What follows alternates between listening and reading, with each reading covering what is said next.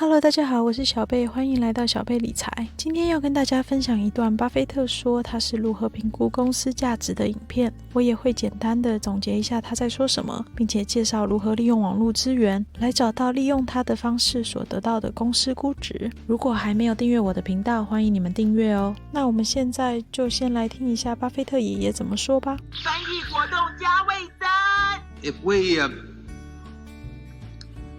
could see in looking at any business what its future cash inflows or outflows from the business to the owners or from the owners would be over the next, we'll call it 100 years or until the business is extinct,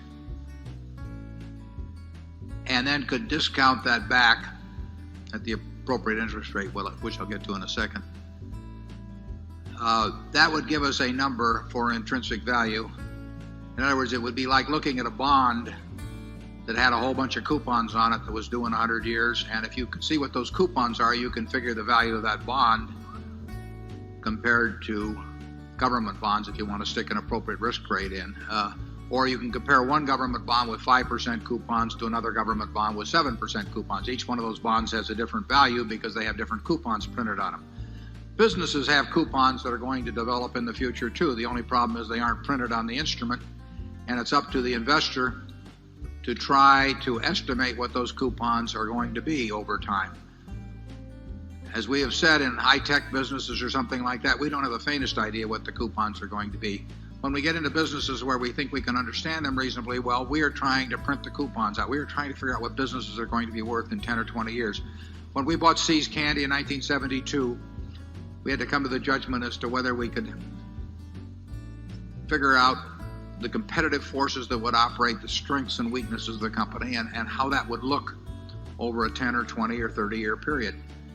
And if you attempt to assess intrinsic value, it all relates to cash flows. The only reason for putting cash into any kind of an investment now is because you expect to take cash out, not by selling it to somebody else, because that's just a game of who beats who, but in a sense, by what the asset itself produces. That's true if you're buying a farm, it's true if you're buying an apartment house, it's true if you're buying a business. 好，我们从他讲的这段影片中可以得到至少3个重点。第一个就是，当我们把钱投资到一个企业，是期望看到未来可以帮我们带进多少钱，就像是我们把钱放在债券或是银行会有利息一样，只是通常我们可以看到债券或是银行的利率，而企业则要自己估算。那要怎么算呢？巴菲特说，企业的价值是用他们未来的现金流来推算。我们待会会带大家来看一个用他的方式来算的网站。那第二个我认为的重点就是，当我们不了解一个产业的时候，很难算出它未来能赚多少钱。所以不了解的产业，巴菲特他们不碰。这也是为什么小贝做影片的时候会想花很多时间来探讨公司的优势、劣势和他们的未来展望。我认为那是十分重要的，因为对于我们不懂的产业，实在是很难去对未来做任何的评估。最后我想跟大家提的就是这边主要讲到的是公司内在价值，是为了投资一个企业，而不是买低卖高的投机赚钱。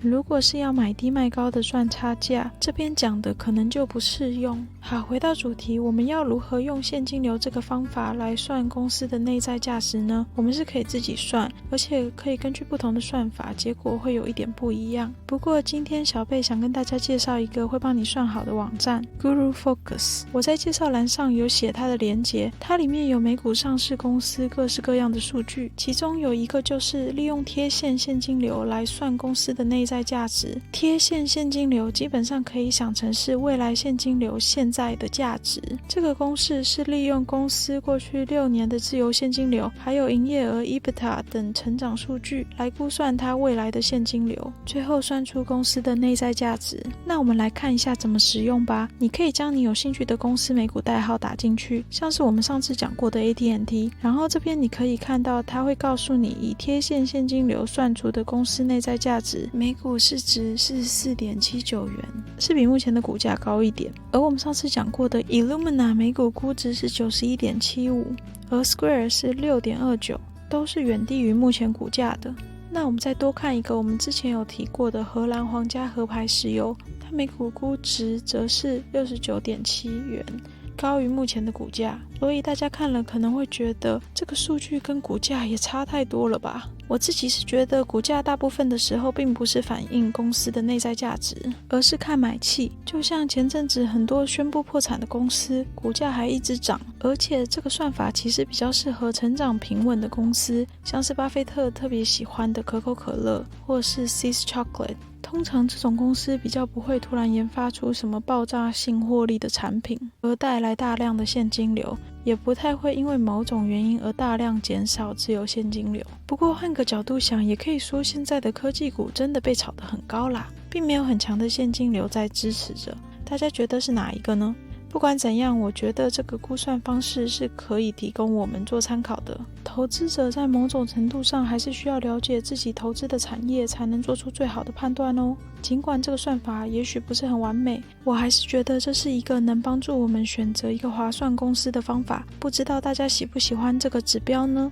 下次有机会的话，我会再做一篇如何判断市场对公司的估值，欢迎大家在下面留言讨论哦。我们今天就先讲到这里咯，喜欢我的影片欢迎订阅、分享和按赞，开启小铃铛，我们下次再见咯。